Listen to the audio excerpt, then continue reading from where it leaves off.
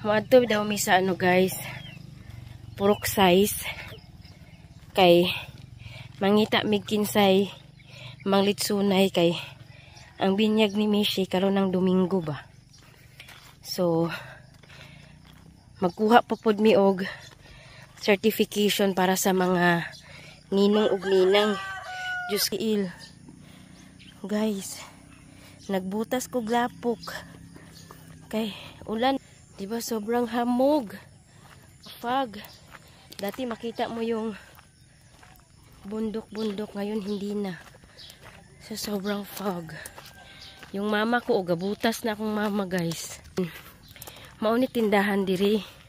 7-Eleven diri. Kila Ate Sweet. So ayun. Dili pa siya semento.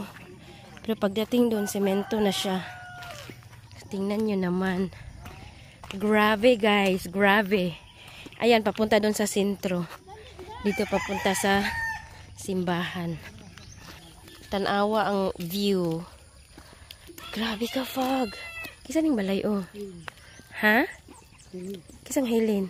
Junior. Haman ka ni?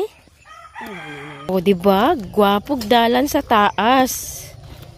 Pero grabe yung fog. Rosel Dinos. So nandito na mi sa tuktok guys. Doon kami galing oh. Oh diba? Tapos ayan na siya.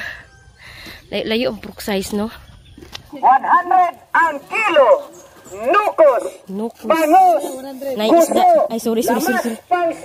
Daghan na kay balay diri oh. So mauning simbahan sa San Lorenzo guys. Diri bunyagan si Mishi ma. Hala ka. So diri bunyagan si Mishi guys. Simple lang.